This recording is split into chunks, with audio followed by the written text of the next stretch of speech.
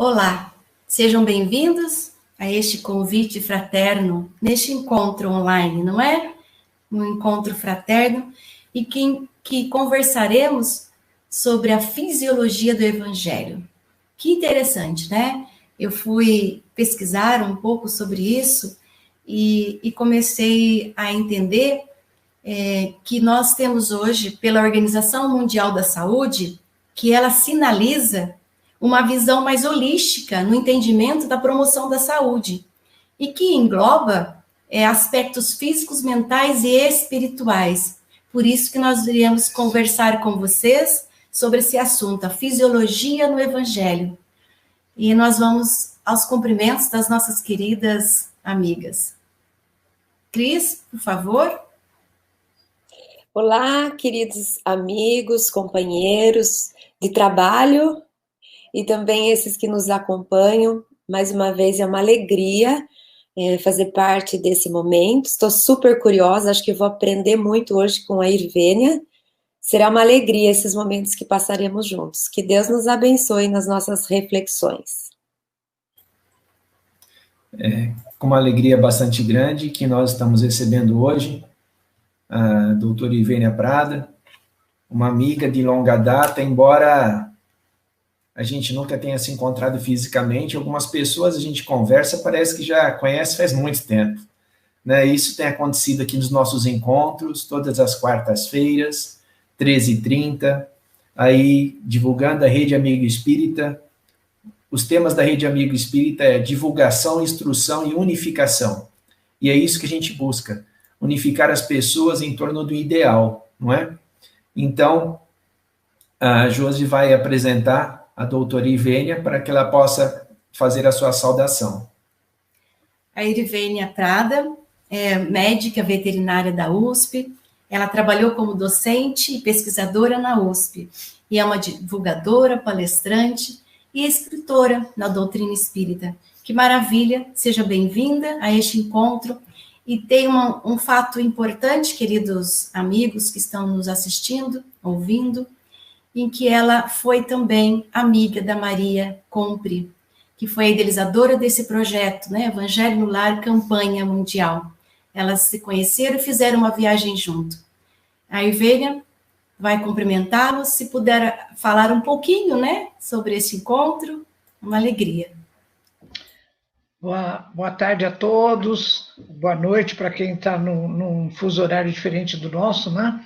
É uma alegria muito grande hoje estar com vocês nessa tarefa, né? Encontrando as pessoas tão queridas, que também trabalham na divulgação da doutrina.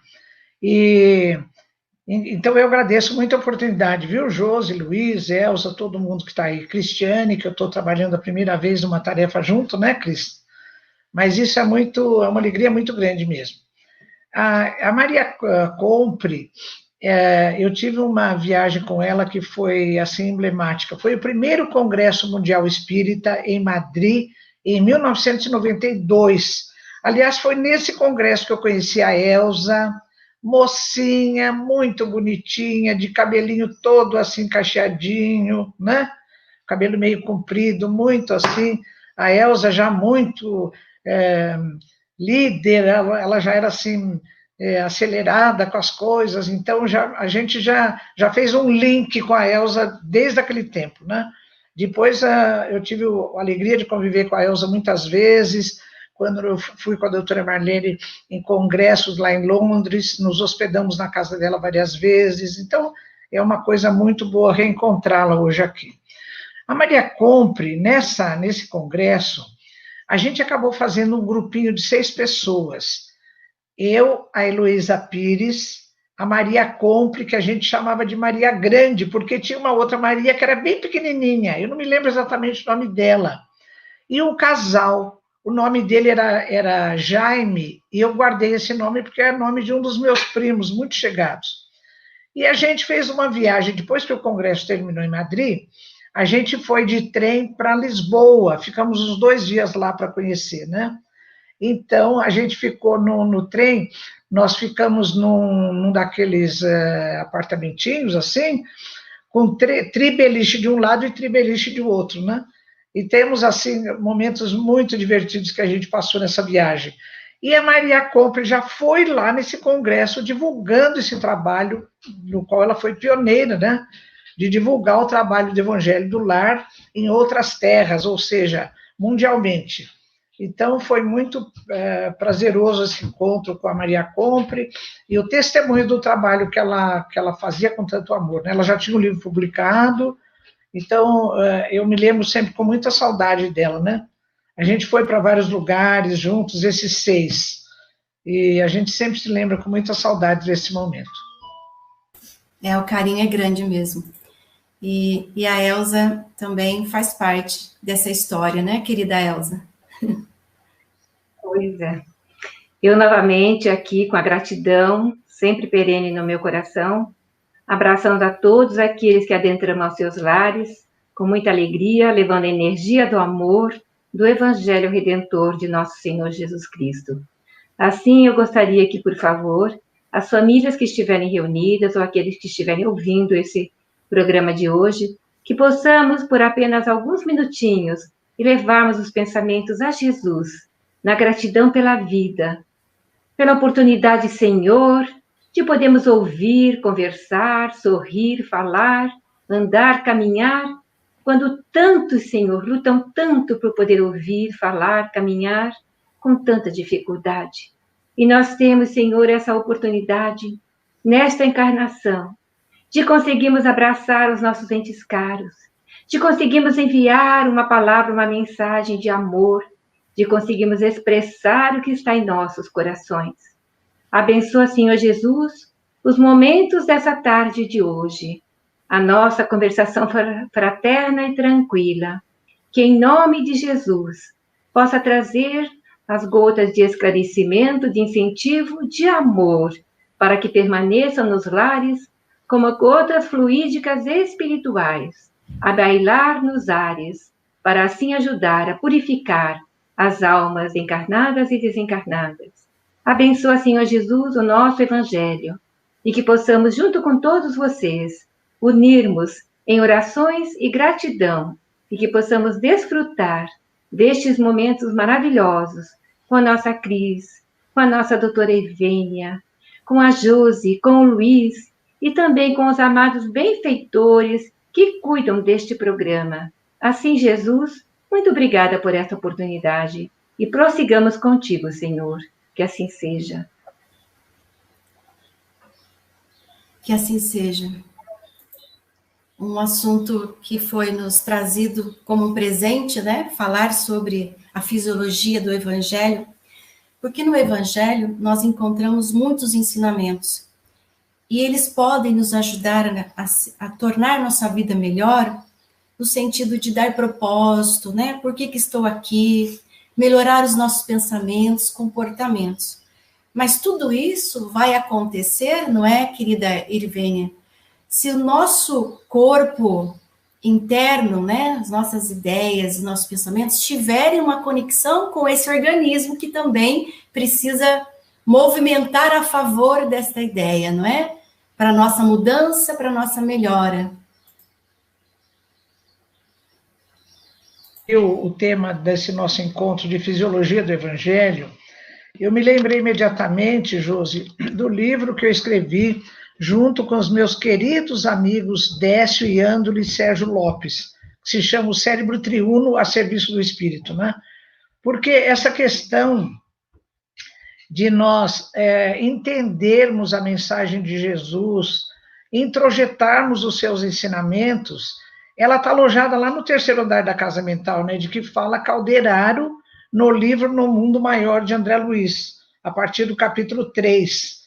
E então, é interessante porque até hoje à noite, nessa live que eu vou fazer lá para a AME do Estado do Espírito Santo, eu vou falar do papel dos sapiens, né, da nossa espécie, nas transformações evolutivas do planeta. Então, é assim, a gente foi conquistando uma porção de níveis evolutivos, né? Imagina quando a gente estava lá encarnado nas cavernas, na idade da pedra lascada, a gente só lidava com instintos, com automatismos, né? Então, a gente estava mais no primeiro andar, embora já tivesse os 3 andares, mas relativamente o primeiro andar era o mais desenvolvido. A gente só conseguia sobreviver e reproduzir a espécie. À medida que a gente vai depois lidando com outras leis morais, né, como consta do 3º livro do Livro dos Espíritos, lei de liberdade, lei de sociedade, então a gente vai, nesse convívio com os semelhantes, a gente vai adquirindo novos aprendizados. E a gente vai jogando para o 3º andar da nossa casa mental a ideais e metas que nós queremos atingir. Ora, introjetar o Evangelho de Jesus no nosso coração, na nossa mente, é um trabalho do 3º andar da nossa casa mental. E quem trabalha com isso, no nível de cérebro, são os lobos frontais, né? Essa parte bem aqui da frente da nossa, da organização cerebral. Mas no Evangelho, no Livro dos Espíritos, tem uma questão que me chamou muita atenção, que diz assim, por que o nível moral do ser humano de hoje não acompanha as aquisições intelectuais, as aquisições tecnológicas? Porque o lobo frontal trabalha com essas 2 vertentes, com a aquisição intelectual e com a aquisição moral. Só que, do ponto de vista tecnológico, nós estamos muito bem. A gente já foi à Lua há mais de 50 anos, nós temos o telescópio Hubble, tem sondas espaciais em todo lugar, mas é a nossa moralidade. Olha, nós temos problemas morais muito graves. O aborto está banalizado em todo mundo, a eutanásia neonatal, o suicídio assistido na Suíça, a miséria, a fome, não é? Então, essa pergunta de Kardec, que, olha, faz mais de 150 anos, ela está já antecipando a pergunta que nós fazemos hoje. Por que o nosso progresso moral não acompanha o progresso intelectual? A resposta dos espíritos é taxativa. O progresso intelectual avança sempre. O progresso moral não avança porque existem 2 barreiras, o egoísmo e o orgulho. Olha que coisa. Então, olha, egoísmo, orgulho, a gente fala, mas é tão fácil tirar essas barreiras do meio, não é fácil, porque cada um não abre mão do seu conforto, não abre mão das suas aquisições em favor de quase ninguém, não é? Então, tem uma outra pergunta em seguida que diz assim, como então o progresso intelectual poderia conduzir ao progresso moral? E os espíritos respondem, dando a compreensão do bem e do mal, pois então o homem poderá escolher. Assim mesmo, viu, Josi? Eu falei, mas a gente conhece tantas pessoas intelectualizadas, principalmente no meio universitário, viu, Elza? E que tem baixa moralidade. Então, uma vez eu assisti uma palestra aqui em Jabuticabal, de uma psicóloga espírita de Ribeirão Preto, o nome dela é doutora Célia Jorge. E ela disse assim, aí ela tocou nesse assunto, eu fiquei toda animada, né? Ela disse assim, olha, esse caso, para a gente ter um progresso moral, a gente precisa vivenciar a situação. E ela deu um exemplo. Vamos supor que eu tenha dificuldades em perdoar por algum acontecimento do passado, eu tenho uma mágoa, eu tenho um ressentimento. Então, a vida vai me colocar situações em que eu terei de fazer a vivência do exercício do perdão. Aí vem ingratidão, vem injustiça, e a gente vai reclamar, né? Você vai dizer, puxa, mas eu fiz tanto por aquele indivíduo, olha que ingratidão. A gente devia agradecer, porque a vida está colocando oportunidade de você reformular, porque você já tem no seu arquivo de memória, na aquisição intelectual, que é bom perdoar, que você liberta da mágoa, mas você não consegue. Se você, então, na vivência da situação, você resgatar esse arquivo da memória intelectual e fizer um esforço para perdoar, você vai ter uma aquisição moral, né? E eu estava em seguida, eu estava em Maceió, assistindo uma palestra do doutor, lá num congresso, e eu assisti uma palestra do doutor Alberto Almeida, meu querido amigo, e ele tocou no assunto de como o médium pode adquirir ganhos morais no exercício da mediunidade. Elza, olha que coisa mais linda. E ele usou o mesmo exemplo, ele falou, vamos supor um médium, Cristiane, que tenha dificuldade de perdoar. Aí ele recebe um espírito que tem dificuldade de perdoar. Ele vai ouvir a doutrinação e ele vai ficar envergonhado, ele vai dizer, meu Deus, eu sou trabalhador espírita, eu sei que é bom perdoar, mas eu não consigo, olha que coisa. Aí ele faz um esforço, da vontade ativa, e se ele conseguir vivenciar a situação, ele vai ter um ganho moral. Então, nós temos que abaixar o nosso orgulho, o nosso egoísmo, e aproveitarmos as oportunidades de vivência das nossas dificuldades para que a gente tenha ganho moral. E nesse ganho moral, o trabalho do Evangelho no lar é fundamental, né? E é interessante, não é, Cris, que todo esse trabalho, que é essa questão, né, que a Evênia colocou para nós, que se não tiver essa abertura nossa dos ensinamentos, da nossa oportunidade, nós não teremos também um preparo físico, né, mental, de enfrentarmos as situações. Então, se eu não sei perdoar, como que eu vou ficar trabalhando a questão dessa mágoa, né? Como que o Evangelho consegue entrar em mim e me transformar para eu ser melhor, para eu perdoar o outro, seguir a nossa vida, né? Então, nós precisamos ter sistemas, mecanismos que fluem a favor, porque o nosso corpo, né, é um campo de energia, né? Essa energia flui, essa energia entra.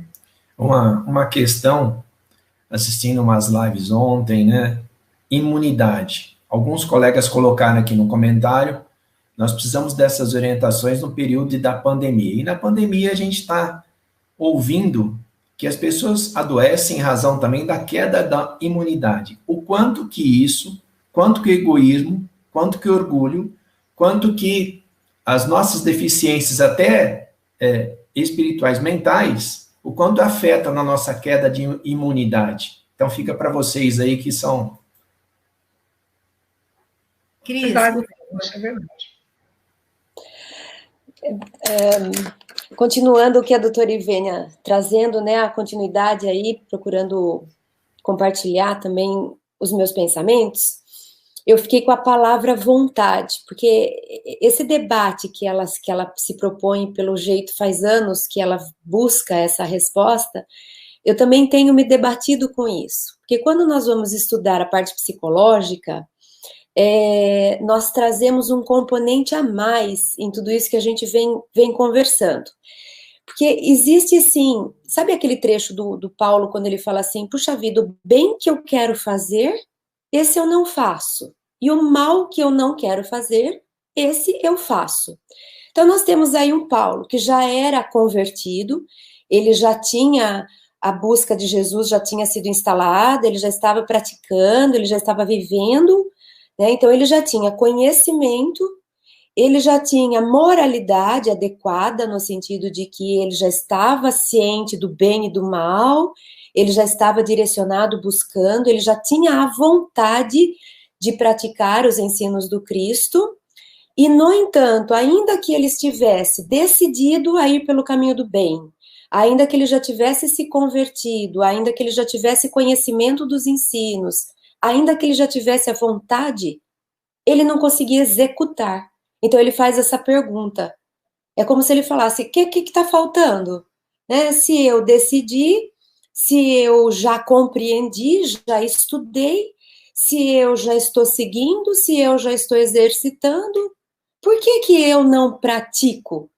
Era como se ele estivesse identificando, sabe quando a gente olha e fala assim, gente, eu estou sendo orgulhosa. Por que eu estou sendo orgulhosa? Eu já estudei sobre orgulho, dou aula sobre orgulho, eu não quero ser orgulhosa, eu quero ser cristã.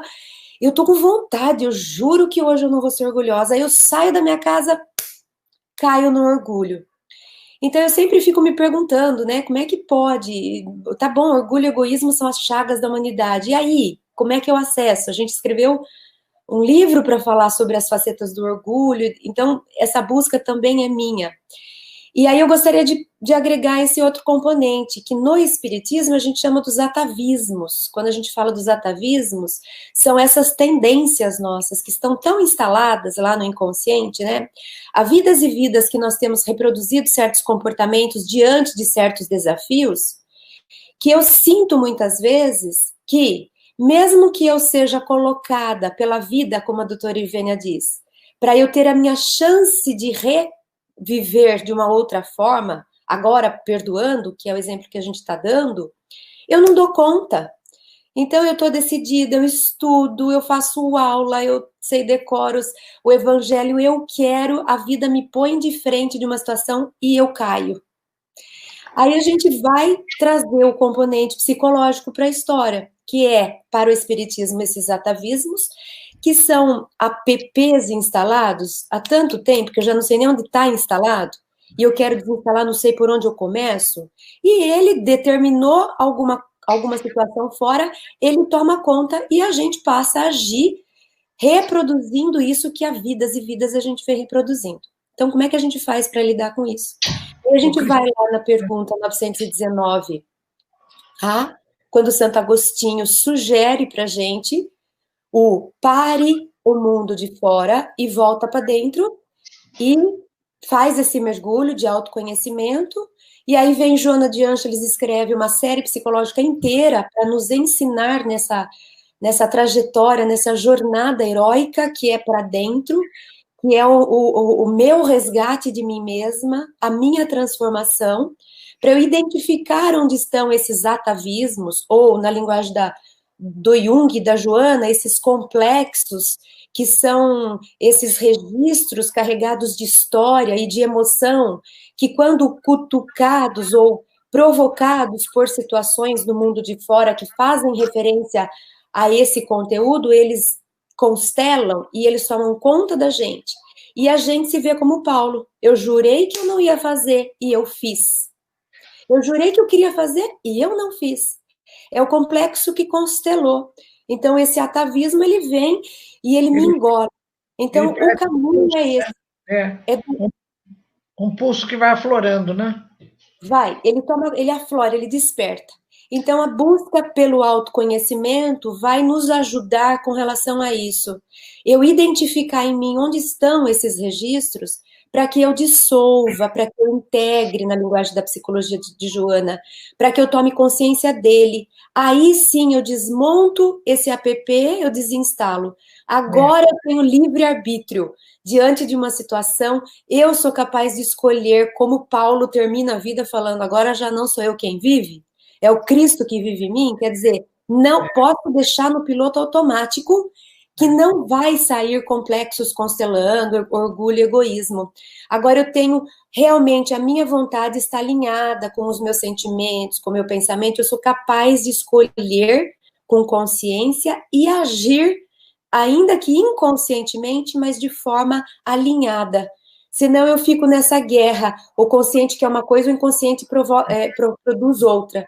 E aí eu quero ser uma coisa e não consigo ser. Então, eu gostaria só de trazer essa questão para a nossa discussão, do quanto que, às vezes, a gente tem conhecimento, a gente estuda, a gente quer, a gente vai, e a hora do teste, a gente cai. Porque temos ainda nessas sombras esses atavismos, essas tendências, esses complexos, e enquanto não fizermos o mergulho para esse mundo do si mesmo, e dissolvermos, iluminarmos nossas sombras, nós vamos cair em processos repetitivos, ainda que a consciência não queira, né? Ô, Cris, eu não sei se é Emmanuel ou se é Calderaro, no livro No Mundo Maior, que fala em vontade ativa. É a vontade suficiente que põe o que você quer em ação, né? Então, é o reforço dessa vontade também. Agora, eu acho que é Santo Agostinho, que ele fala a força da vontade, que tem que superar a razão, porque ele diz assim, quem escolhe não é a razão, é a vontade. Às vezes contra a razão, é o que você está falando. Então você sabe, você tem conhecimento que o caminho é esse, que a escolha certa é essa. Mas você tem uma fragilidade emocional tão grande que você escolhe contrariamente ao que você sabe e que você quer, não é? Então é a hora de entrar a tal da vontade ativa. Calderaro, no livro No Mundo Maior, de André Luiz, quando ele fala da necessidade da autoiluminação, porque André Luiz pergunta qual o significado do nosso trânsito nos 3 andares da casa mental, e ele fala que é necessário o trânsito nos 3 andares. Então ele diz assim, as nossas escolhas do presente devem ter por base as nossas vivências do passado, e devem ter por meta o que nós queremos para nós no futuro, né? Então, o caso da dificuldade de perdão. Se eu identifico que eu tenho, por vivências do passado, dificuldade do perdão, eu tenho que trabalhar no presente visando a meta que eu quero para frente, que é me livrar dessa dificuldade, né? Aí tem que entrar a tal da vontade ativa, né, Elza?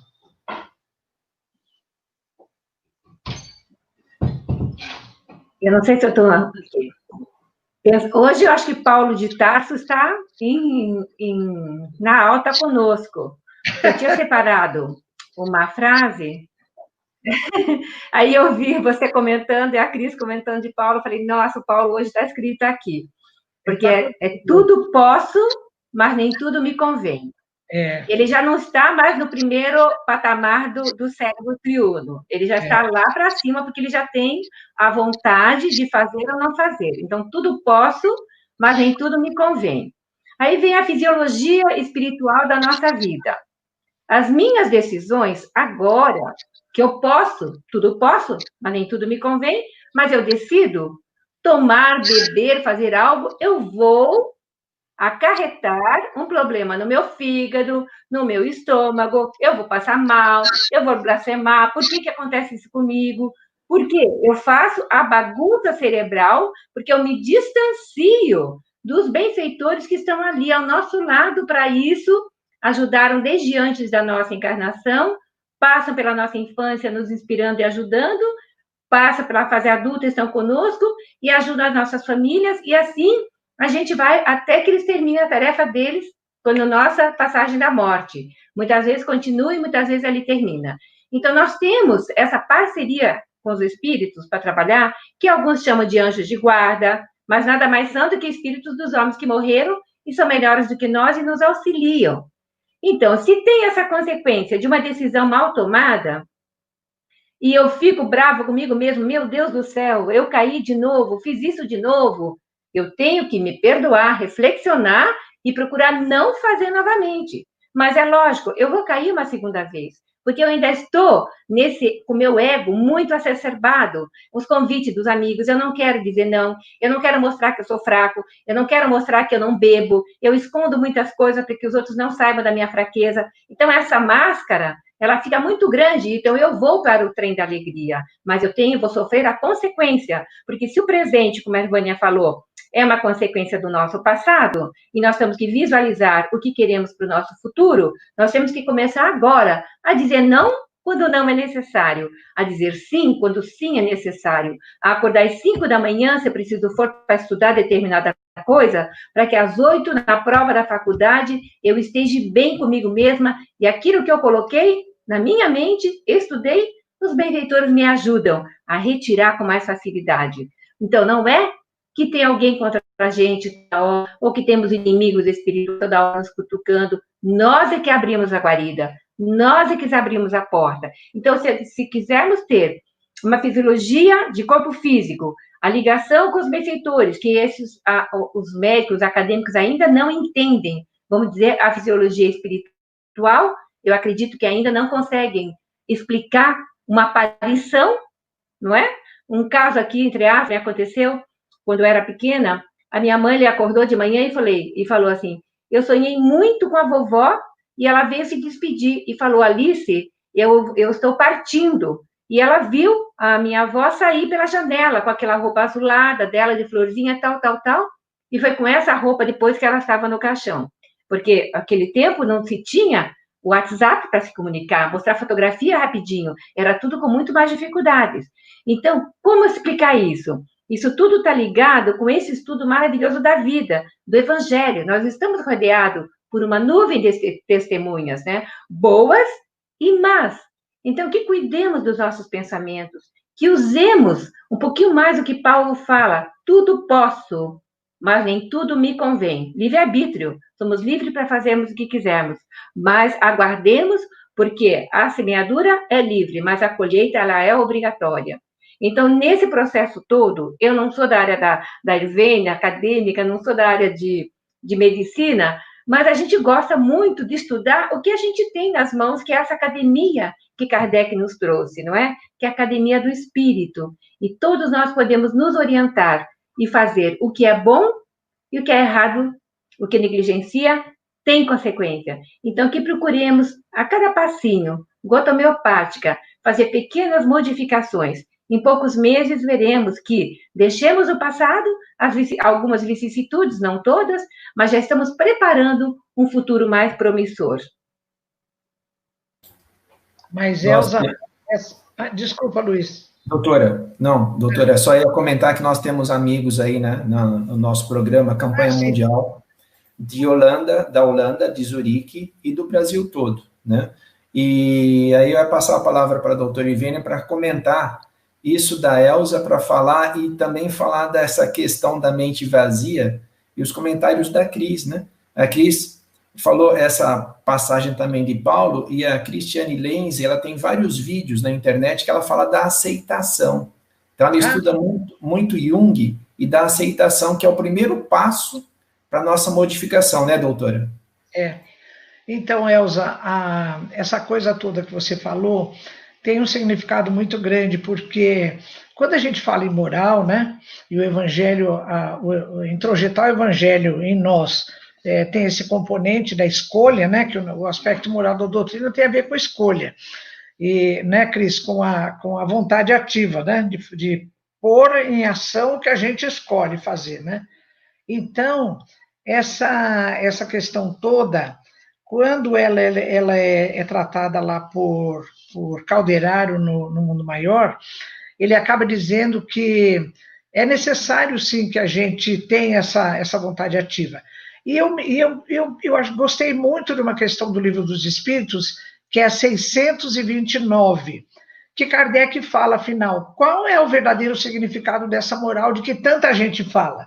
E os Espíritos dizem, a moral é a regra da boa conduta, que permite ao homem distinguir entre o bem e o mal, olha a crise, e, portanto, escolher o bem e para o bem de todos. Elza, tudo que você falou está na questão 629 do Livro dos Espíritos, né? É maravilhoso.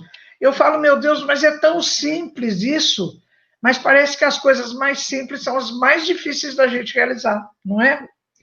A nossa companheira falou da questão da atitude de aceitação, né? Olha, quem trata isso muito bem é André Luiz no livro Libertação, porque tem um caso de licantropia em que o Gregório, que é o personagem quase principal do livro, né? Ele é chefe de uma grande falange de obsessores.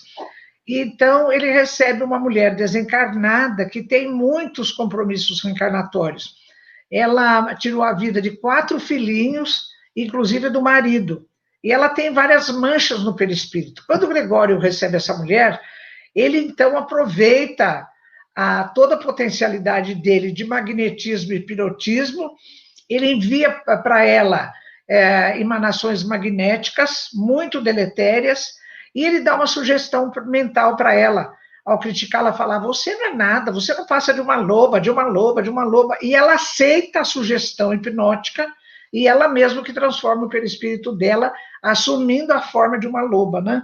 Porque licos do grego é lobo. É uma variante da zoantropia, né? Espíritos humanos que aparecem com características animais. Então, a nossa companheira que falou da atitude de aceitação, ela lembrou uma coisa muito importante, porque qual seja a sugestão, e a Elza falou nas nossas companhias negativas e positivas, nós temos que analisar o que essa sugestão vai nos trazer de bem, não é? Se é uma sugestão negativa, de maledicência, de envolver qualquer pessoa num comentário desairoso, a gente não aceita. Se é uma sugestão boa, vamos aceitar. Então, a nossa atitude de aceitação, né, Cris, tem a ver com essa nossa postura psicológica, de fazer a triagem e rejeitar as sugestões, que, como Paulo falou, né, Elza? Aquilo que não nos convém e aceitar as sugestões que nos convêm.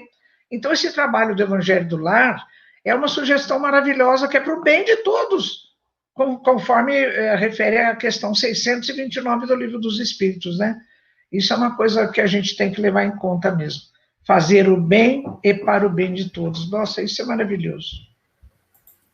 E algo que me veio também de pensar é que quanto mais nós reforçarmos em nossos pensamentos mais espiritualizados, não é? Vamos dizer assim, nós apresentaremos melhores defesas fisiológicas frente ao estresse que a gente passa, uma dor, um sofrimento, não é?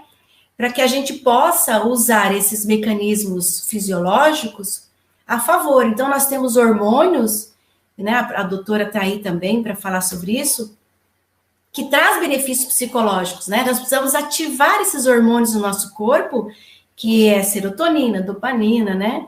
Que traz benefícios psicológicos para que a gente possa enfrentar as nossas situações no dia a dia.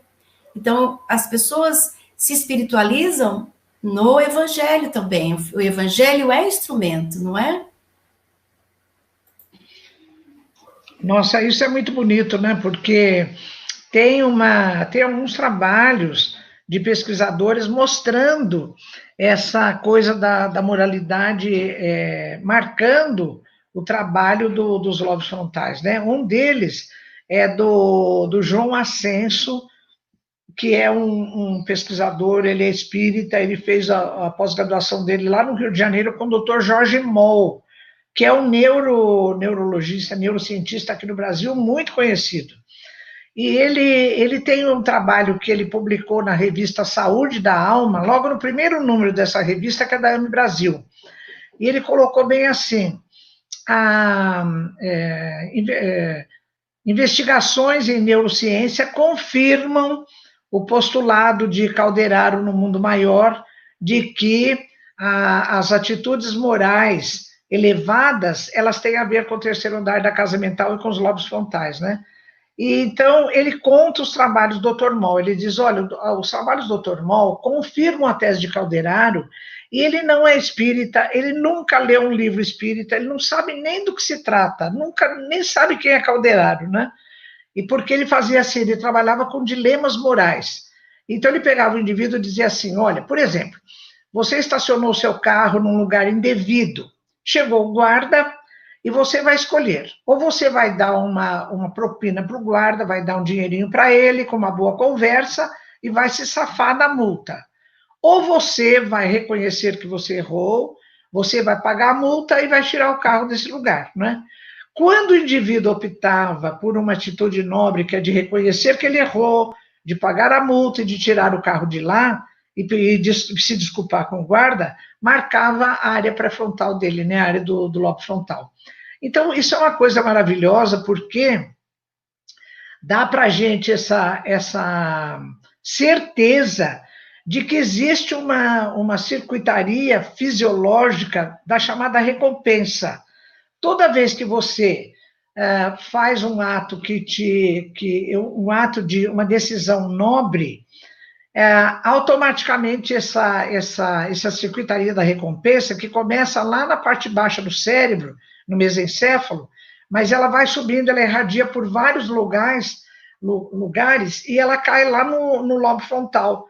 Aí o cérebro secreta endorfina, secreta serotonina, e você tem essa sensação, ai, que coisa boa, eu fiz alguma coisa boa. Isso fica reverberando, porque cai no seu banco de memória, Josi, e toda vez que você se lembra dessa atitude, você tem uma secreção de endorfina novamente, não é? Então, essa fisiologia do fazer o bem para o bem de todos, ela tem bases neurofisiológicas mesmo, não é?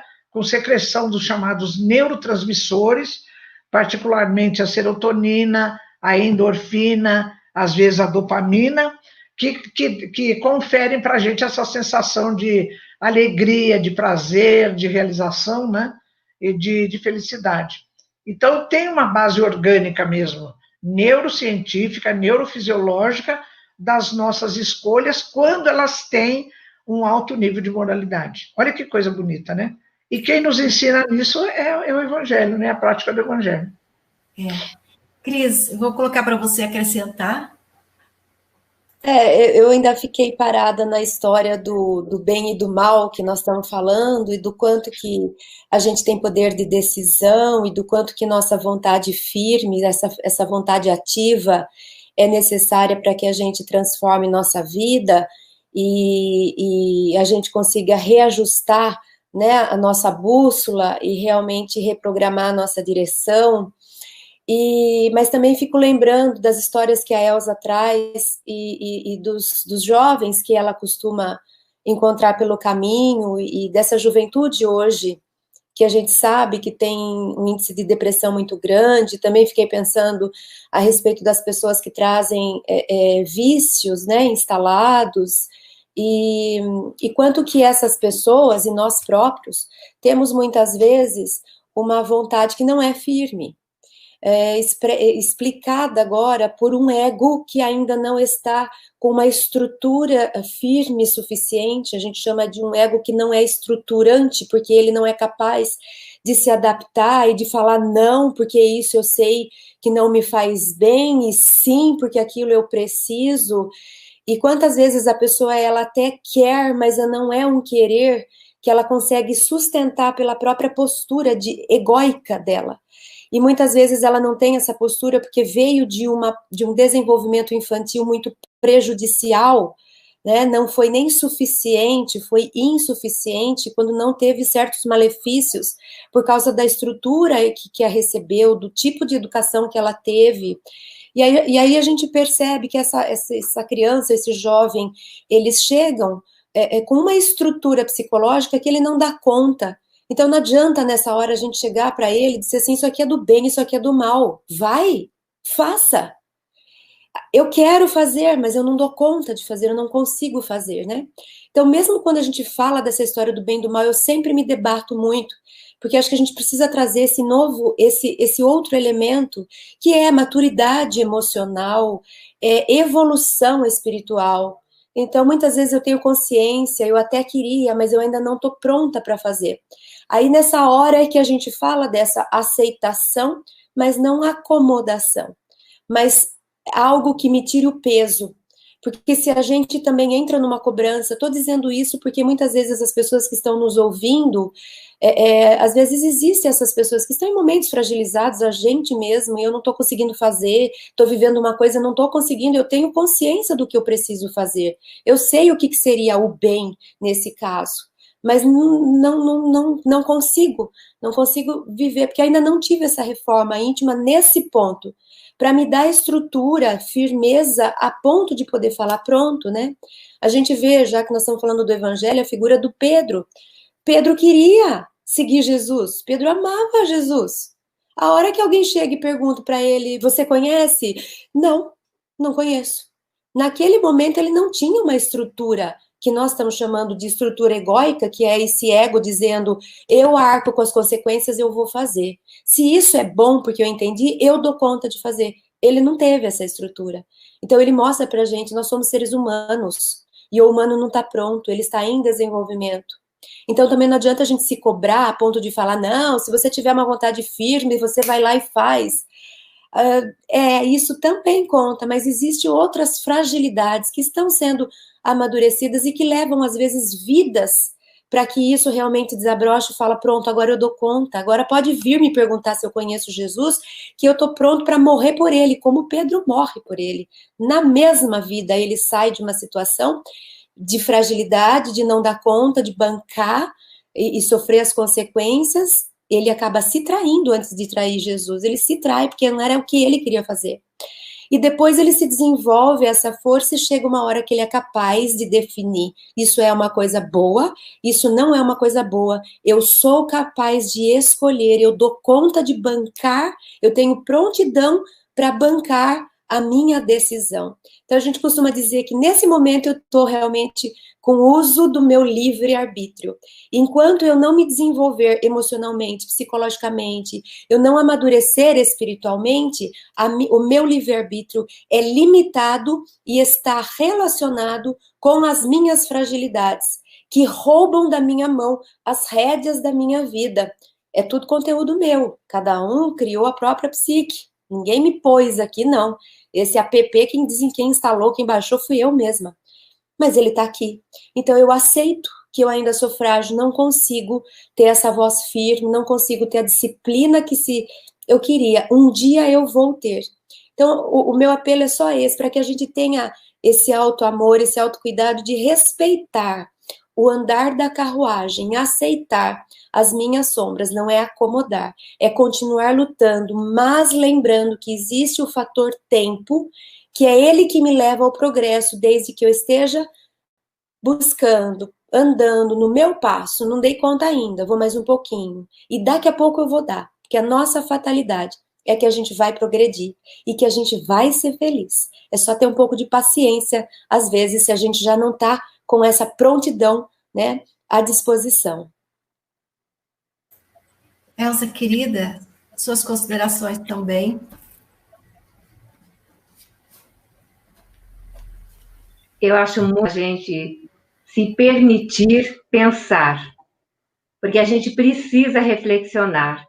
E eu tenho certeza que o que a Evênia comentou, o que a Cris colocou, tão bem colocado, realmente está agora, neste momento, sendo um ponto de interrogação em muitas mentes, porque está na minha. Porque eu fico pensando assim, as coisas, muitas vezes, você vai fazer um atendimento fraterno, que é hábito que as casas espíritas oferecem. Não é um atendimento psicológico, mas é de aconselhamento, de conversação, de ouvir aquele que precisa, né, ser ouvido nas suas dores íntimas, né, dores morais, e ouvir sem julgamentos. Então, a gente às vezes recebe ou conversa com pessoas que vêm dizer alguma coisa, e nas entrelinhas, porque só eu, por que isso acontece comigo? Só acontece comigo. Aconteceu um negócio, morreu meu filho, só acontece comigo. A visão da gente é tão pequena, o horizonte é tão curto, e a gente não abre para enxergar e dizer, não, fulano, beltrano, milhares acontece isso, não é só comigo, eu não sou uma desprivilegiada ou uma amaldiçoada que as coisas acontecem comigo. É uma falta da gente verificar um pouquinho para dentro, ver se aquilo, se a coisa que acontece, o problema, porque para tudo tem solução, mas se o problema não veio para um despertar do espírito, uma chacoalhada na nossa vida, no nosso caminho, é alguma coisa que vem dispare, não pega esse caminho da direita, reflexiona, pega o outro caminho. E às vezes as dores, os problemas que nos chegam, são para nos reflexionarmos. O que eu estou fazendo da minha vida? Como que eu vou lidar com esse problema? Pedir auxílio é muito bom, não tem problema nenhum pedir auxílio, porque a gente não consegue resolver tudo sozinho. Na conversa, confessando uns aos outros, a gente se fortalece. Então, a Casa Espírita, que oferece atendimento fraterno, pode ajudar as pessoas a tomar uma direção, não fazendo pela pessoa, não mostrando a esse o caminho, mas dando aquilo que é o Evangelho, é a lei moral do universo, da conduta de todas as esferas que flutuam no universo, não é só da Terra. A Terra nós entendemos de um jeito. Marte, eles usam o mesmo Evangelho e eles aplicam de forma diferente. Por isso que Marte já está bem mais evoluído. Segundo o livro que eu li, que terminei ontem, Cartas de uma Morta, são 140 e poucas cartas, que a mãe de Chico escreveu para ele, o segundo livro de Chico. Então, me fez refletir muito, e o nosso planeta está como está, pela nossa própria decisão. A gente decidiu assim. Quando a gente quer ou não quer, fazer ou não fazer, o sim ou o não, a gente está fazendo não só para mim, para Elza, para a família, para a comunidade, mas a gente está influenciando na malha gigante do nosso planeta Terra.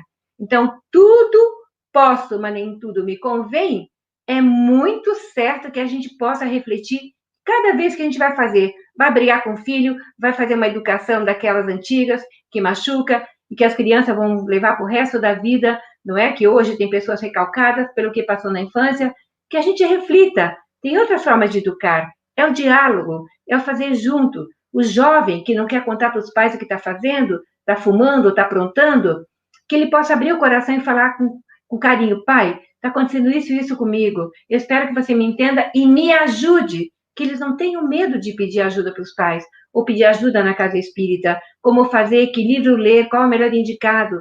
A gente tem muitos locais para buscar essa ajuda. Não fiquemos com isso sozinhos, não fiquemos com os pensamentos depressivos, mas vamos abrir o coração, grite, vá buscar ajuda, não sofra sozinho, venha sofrer conosco e junto nós vamos sorrir, porque o Evangelho vai fazer a gente ficar mais leve com os nossos problemas. Os nossos ombros O jugo é suave, Jesus assim nos disse, e o Evangelho está à disposição de todo mundo, para fazer download na internet, para buscar na casa espírita, para trocar, para ir para a biblioteca, mas não fique só. Use o que nós estamos conversando aqui, que da minha parte é muito pouco, as minhas amigas têm umas considerações que eu aprendo cada vez que eu entro aqui, mas utilizem isso para a vida de vocês, que essa interrogação que está na mente agora possa se tornar numa exclamação, ah, que maravilha, eu posso fazer isso. Desde o início, uma frase do André Luiz que me acompanha, que a Irvênia citou, tenha no passado uma advertência, no presente uma realidade e no futuro uma promessa.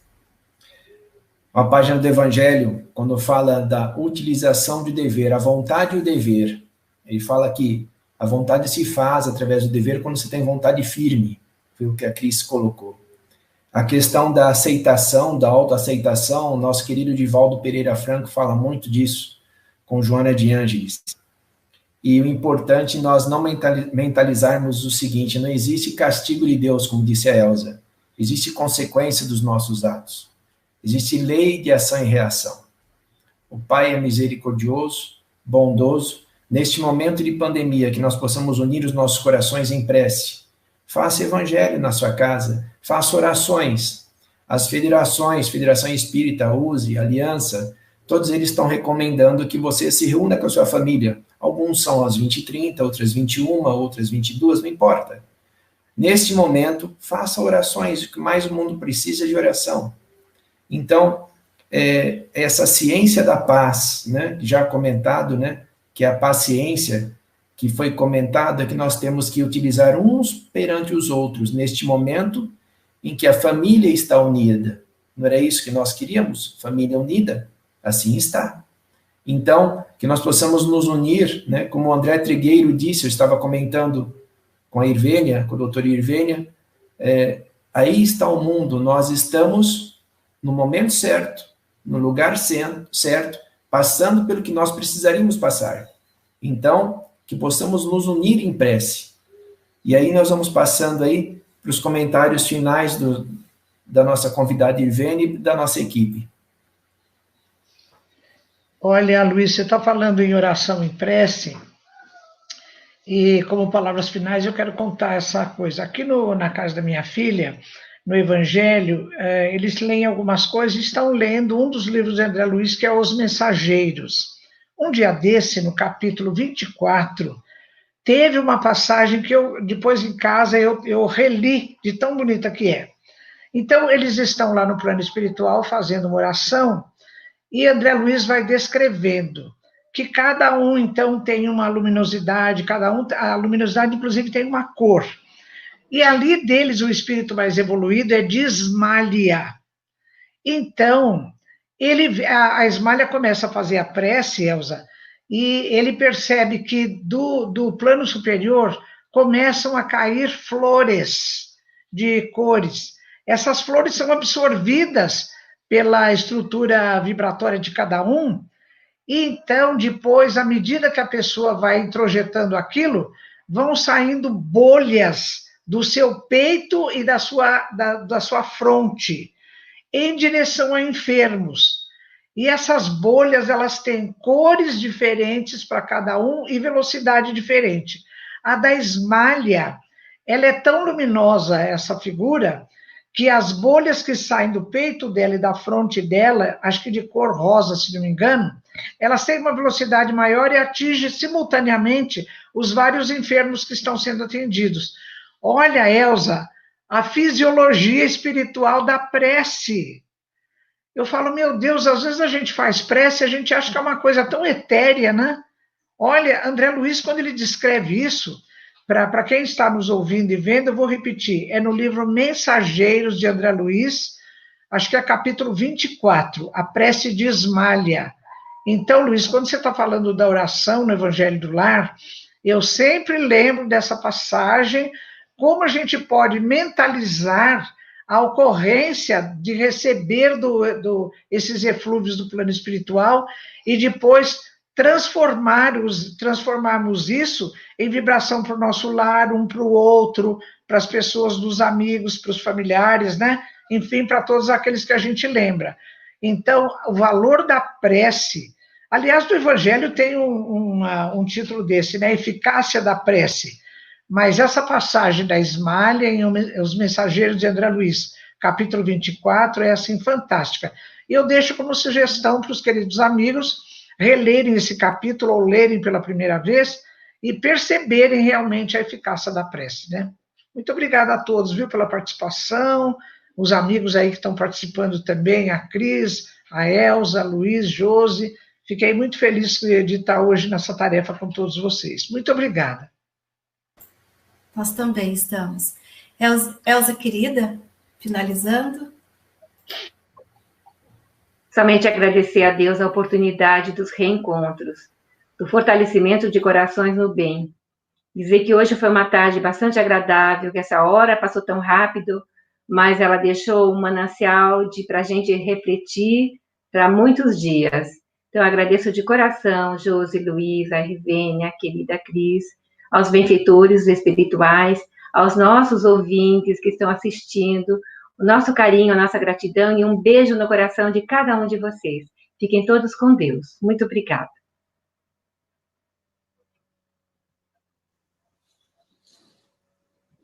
Também agradeço, e ouvindo a doutora Irvênia agora, eu lembrei que a gente, às vezes, tem essa sensação de separação, né? Mente é uma coisa, corpo é outra coisa, né? Espírito é uma terceira, e, na verdade, a gente é um ser, e está tudo interligado.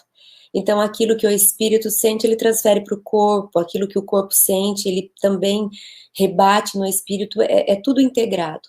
Então, a gente pode se ajudar de todas essas formas. Fazendo um bom pensamento, a gente transfere bons hormônios para o corpo, cuidando do corpo, a gente também influencia nas emoções, e todos esses esforços são válidos para a gente se amar, para a gente se cuidar, para a gente crescer, né? O cuidado com todas as áreas do nosso ser. Muito obrigada, aprendi muito hoje também, foi muito agradável, passou muito rápido. Passou mesmo, muito rápido. E também minhas considerações finais, é a oportunidade, né, da gente conversar com Deus, né? Tem se falado muito isso. Como que faço para fazer o evangelho, né? Então, nós temos um roteiro que nós já conversamos sobre isso, mas existe também a questão de conversarmos com o Pai, né? Através de orar, é uma oração, porque isso é importante para a nossa experiência humana, né? Esse contato com a espiritualidade é importante para a nossa experiência humana. Então, não há motivos, né, para a gente deixar de realizar o evangelho, né? O evangelho, nem que seja 30 segundos, no momento do dia, é um efeito poderoso. Podem acreditar. Por onde começo? Né? Busca uma leitura que você goste, faça o evangelho e começa por atividades sua. Hoje eu vou fazer isso, organiza a sua mente, organiza a sua vida. Hoje eu vou realizar isso. E vai fazendo aos poucos, né? Se aquela ansiedade vem, se aquela vontade de largar tudo, então vai devagarinho, toma uma água, volta, e assim as coisas vão se reorganizando, né? Esse corpo que fica aí acelerado, preocupado, com medo, inseguro, vai melhorando. Não, peraí, parece que mudou alguma coisa. Então, o nosso pensamento começa a melhorar. Nossa, ontem eu fiz isso, hoje eu fiz aquilo, e assim nós vamos, queridos ouvintes. É assim que funciona a nossa evolução espiritual. O Pai, ele espera. A Cris comentou aí no final, né? Também desta evolução. O Pai espera. E nós vamos ter essa oportunidade, todos nós teremos. Um grande abraço a todos. Agradeço, querida doutora Irvênia, por este momento. Senti muito carinho e por ter tido uma experiência com a Maria, né? A Maria é sempre nossa mãe aí junto. Elza, um abraço, querida. A Cris, querida, também, um grande abraço. Nós vamos agora fazendo a nossa prece, e esse programa é dedicado, Joana apareceu ali, Joana Carneiro, a Ismael Batista da Silva, dedicado a Marlene Nobre, a Maria Cumpre, e a todos os irmãos que trabalharam em favor do bem. É muito importante nós unirmos os nossos corações e nesse instante realizarmos uma prece em favor dos médicos, dos enfermeiros, daqueles irmãos que estão na linha de frente, e que nós possamos ter os nossos pensamentos elevados para que unidos, numa só mensagem, a mensagem do Dr. Bezerra de Menezes, que é unificação de pensamento, de ideal, de coração. Pai nosso que estás no céu, santificado seja o teu nome, venha a nós o teu reino, seja feita a tua vontade, assim na terra como no espaço infinito. O pão nosso de cada dia dai-nos hoje, Pai. Perdoa nossas dívidas, nossas ofensas, na medida em que nós sempre perdoarmos os nossos devedores e que nós possamos sempre estar unidos ao teu coração, à luz, ao pão. Que os nossos corações, agradecidos por esse instante de prece e de luz, possam emanar fluidos salutares ao nosso corpo espiritual, ao nosso corpo físico, para que possamos ser instrumentos da paz de Jesus. Graças a Deus. Graças a Deus. Obrigado pela participação de todos. É uma gratidão, um momento especial estar com vocês e os ouvintes, né, e as pessoas que estão nos assistindo. Muito, muito obrigada. É uma energia que a gente não consegue medir. Obrigado.